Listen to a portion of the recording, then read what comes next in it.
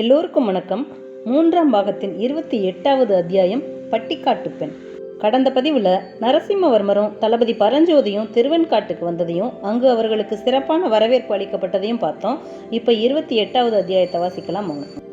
வரவேற்பு வைபவங்கள் எல்லாம் முடிந்த பிறகு நமசிவாய வைத்தியரின் வீட்டுக்குள்ளே மாமல்லரும் பரஞ்சோதியும் பிரவேசித்தார்கள். பல்லவ சாம்ராஜ்யத்தின் குமார சக்கரவர்த்தி திடீரென்று தங்கள் சின்னஞ்சிறு இல்லத்துக்குள் பிரவேசிக்கவே அந்த வீட்டோர் எல்லோரும் இன்னது செய்வதென்று தெரியாமல் திகைத்து நின்றார்கள். தளபதிக்குரிய வீர உடை தரித்திருந்த காரணத்தினால் பரஞ்சோதியை நிமிர்ந்து பார்த்து பேசக்கூட அவர்களுக்கு கூச்சமாயிருந்தது. பரஞ்சோதிக்கோ அதைவிட கூச்சமாயிருந்தது. கூடத்தில் போட்டிருந்த ஆசனம் ஒன்றில் யாரும் சொல்லாமல் தாமே மாமல்லர் உட்கார்ந்து கொண்டு சுற்றும் முற்றும் பார்த்தார். நிலைமையை ஒருவாறு அறிந்து கொண்டார்.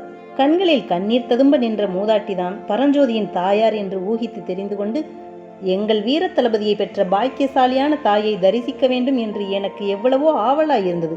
அந்த பாக்கியம் இன்று கிட்டிற்று என்று சொல்லிவிட்டு பரஞ்சோதியை பார்த்து, தளபதி, இது என்ன? அன்னைக்கு நமஸ்காரம் செய்யும். தொண்டை மண்டலத்துக்கு போனதால் மரியாதை கூட மறந்து போய்விட்டதென்றல்லவா நாளைக்கு எல்லோரும் குறை சொல்லுவார்கள் என்றார். உடனே பரஞ்சோதி முன்னால் சென்று அன்னையின் பாதங்களில் நமஸ்காரம் செய்தார். நமஸ்கரித்த குமாரனை வாரி எடுத்து உச்சி முகர வேண்டும் என்ற ஆசை அந்த அம்மாளுக்கு எவ்வளவோ இருந்தது. ஆனால் குமார சக்கரவர்த்தி அங்கு வீற்றிருந்ததும் தன் குமாரன் போர்க்கோள உடை தரித்திருந்ததும் அவளுக்கு தயக்கத்தை உண்டு பண்ணிற்று.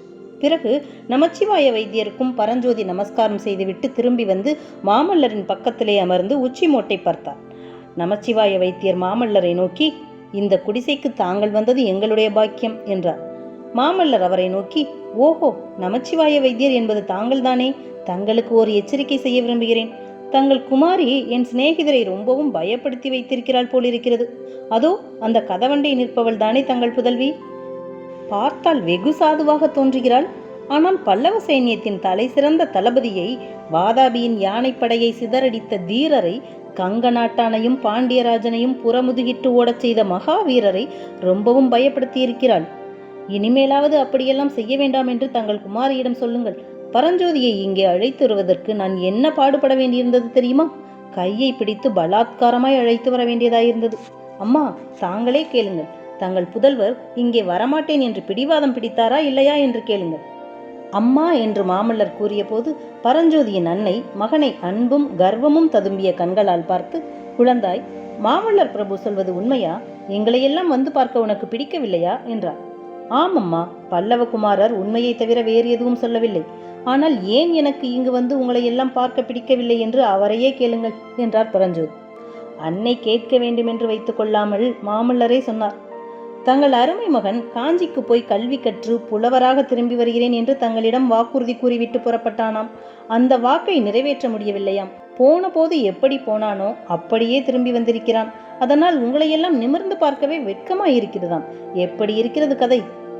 இவ்விதம் மாமல்லர் சொன்னதும் பரஞ்சோதியின் தாயார் மகனுக்கு அருகில் வந்து உட்கார்ந்து அவனுடைய முதுகை தடவி கொடுத்து கொண்டே, அப்பா குழந்தாய், நீ படித்தால் என்ன, படிக்காவிட்டால் என்ன? ஏதோ சிவபெருமான் அருளால் நீ உயிரோடு நல்லபடியாய் திரும்பி வந்தாயே, அதுவே எனக்கு போதும். அந்நாளில் உனக்கு படிப்பு சொல்லிக் கொடுக்க வந்த அண்ணாவிமார்களை நீ அடித்து விரட்டினாயே, அதற்காகவெல்லாம் நான் உன்னை எப்போதாவது கோபித்ததுண்டா என்றார்.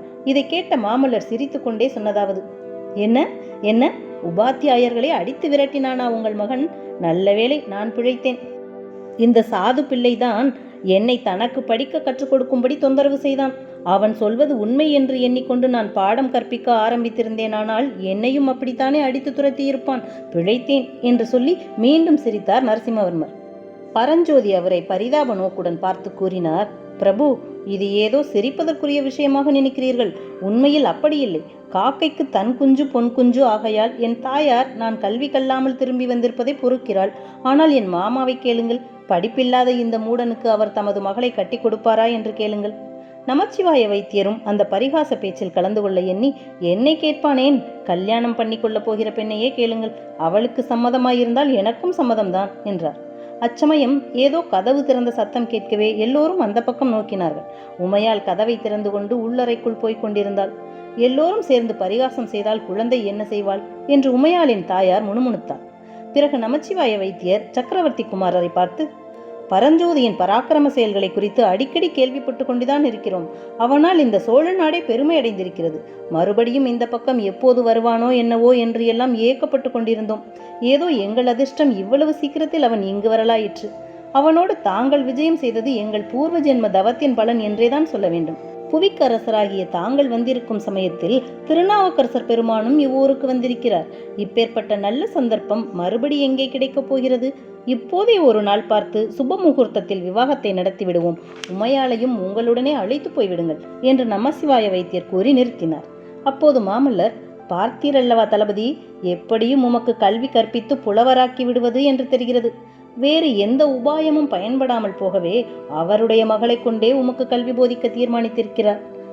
ஆஹா, கடைசியாக நீர் அடித்து துரத்த முடியாத உபாத்தியாயர் ஒருவர் உமக்கு ஏற்பட போகிறார் அல்லவா என்றதும் ஸ்திரீகள் உட்பட எல்லோரும் கொள்ளென்று சிரித்தார்கள். பிறகு குமார சக்கரவர்த்தி நமச்சிவாய வைத்தியரை பார்த்து, ஐயா, அதெல்லாம் முடியாது. பல்லவ சாம்ராஜ்யத்தின் வீர தளபதிக்கு தலைநகரத்திலே சக்கரவர்த்தியின் முன்னிலையிலேதான் கல்யாணம் நடைபெற வேண்டும். இது என் தந்தையின் ஆக்ஞை. காஞ்சிக்கு நாங்கள் போனவுடனே ஆள் விடுகிறோம். எல்லோரும் வந்து சேருங்கள். இன்னும் ஒரு விஷயமும் சொல்லி வைக்கிறேன்.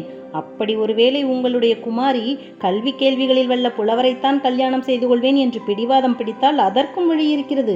காஞ்சியில் எங்கள் குலகுரு ருத்ராச்சாரியார் இருக்கிறார். வயது 90 தான் ஆகிறது. தாடி ஒரு முழு நீளத்துக்கு குறையாது. அவர் அறியாத கலையோ அவர் படியாத ஏடோ ஒன்றும் கிடையாது. அவரை வேண்டுமானாலும் உங்கள் புலமை மிகுந்த மகளை கல்யாணம் செய்து கொள்ள செய்கிறேன் என்று பலத்த சிரிப்புகளுக்கிடையே கூறிவிட்டு, தளபதி, வாரும் போகலாம், திருநாவுக்கரசரை தரிசித்து விட்டு வரலாம் என்று சொல்லிக்கொண்டே எழுந்தார். மாமல்லரும் பரஞ்சோதியும் நாவுக்கரசர் பெருமானை அவர் தங்கியிருந்த திருமடத்தில் பார்த்துவிட்டு திரும்பி வந்தவுடன் பரஞ்சோதியின் தாயார் அவருடைய கையை பிடித்து கொண்டு, இங்கே வா தம்பி, ஒரு சமாசாரம் என்று உள்ளறைக்கு அவரை அழைத்து கொண்டு போனார். அங்கே தரையில் படுத்து தேம்பிக் கொண்டிருந்த உமையாளை காட்டி, பார்த்தாயா, உன்னுடைய பரிகாச பேச்சு இந்த பெண்ணை என்ன பாடுபடுத்தி இருக்கிறது? இப்படியெல்லாம் செய்யலாமா அப்பா என்றார். பரஞ்சோதி மனம் இலகியவராய், ஐயோ, இது என்ன பழி? நான் ஒன்றும் பரிகாசம் செய்யவில்லையே என்றார். செய்ததையும் செய்துவிட்டு இல்லை என்று சாதியாதே. இந்த குழந்தை என்ன சொல்லுகிறாள் தெரியுமா? நீ காஞ்சி பட்டணத்துக்கு போய் அரண்மனை உத்தியோகமும் சக்கரவர்த்தியின் சிநேகிதமும் சம்பாதித்து கொண்டாயாம். இந்த பட்டிக்காட்டு பெண்ணை கல்யாணம் செய்து கொள்ள உனக்கு இஷ்டமில்லையாம். அதனாலே தான் இப்படியெல்லாம் பேசுகிறாயாம். ஐயோ, அப்படி இல்லவே இல்லையம்மா. இல்லை என்றால் நீயே இந்த பெண்ணுக்கு சமாதானம் சொல்லி தேற்று. நான் எவ்வளவோ சொல்லியும் இவள் கேட்கவில்லை என்று கூறிவிட்டு பரஞ்சோதியின் தாயார் வெளியேறினார். அன்னையின் கட்டளையை சிறமேற்கொண்டு பரஞ்சோதி உமையாளை தேற்றத் தொடங்கினார். ஆனால் உமையாள் அவ்வளவு சீக்கிரம் தேறுகிறதாக காணவில்லை. வெகு நேரம் பரஞ்சோதி தன்னை தேற்ற வேண்டும் என்று அவள் ஆசைப்பட்டதாக தோன்றியது. தேறுவது போல் ஒரு கணம் இருப்பாள், மறுகணத்தில் மறுபடியும் விம்மவும் விசிக்கவும் தொடங்கிவிடுவாள். உமையாள் பட்டணத்து நாகரிகம் அறியாத பட்டிக்காட்டு பெண்தான். ஆன போதிலும் தன்னுடைய மனோரதத்தை நிறைவேற்றிக் கொள்வதற்கு உபாயம் அவளுக்கு தெரிந்திருந்தது. பரஞ்சோதி சீக்கிரம் வெளியில் போவதற்கு முடியாத வண்ணம் வெகு நேரம் தன்னை தேற்றிக் கொண்டே இருக்க வேண்டிய அவசியத்தை அவள் உண்டு பண்ணிக்கொண்டே இருந்தாள். எவ்வளவு நீளமான நாடகத்துக்கும் ஒரு முடிவு உண்டு அல்லவா? அவ்விதம் இந்த பொய் சோக நாடகத்துக்கும் முடிவான மங்களம் பாட வேண்டிய சமயம் வந்தபோது உமையாள் பரஞ்சோதியிடம் சத்தியம் வாங்கி கொண்டாள். தன்னையே அவர் மணந்து கொள்ள வேண்டும் என்பதுதான் அது. அவ்வாறு சத்தியம் செய்து கொடுத்த பின் பரஞ்சோதி கூறினார், ஆனால் உமா, ஒன்று சொல்கிறேன். நம் கல்யாணம் உன் தந்தை சொன்னது போல் அவ்வளவு சீக்கிரமாக நடைபெறாது. வெகு காலம் நீ காத்திருக்க வேண்டியிருக்கலாம். என் சிநேகிதர் மாமல்லருக்கு எப்போது திருமணம் நடக்கிறதோ அப்போதுதான் நமது கல்யாணமும் நடைபெறும். அவருக்கு முன்னால் நான் இல்லறத்தை மேற்கொள்ள மாட்டேன். தங்களுக்காக அவசியமானால் யுக யுகமாக வேண்டுமானாலும் காத்திருக்கிறேன் என்றாள் உமா.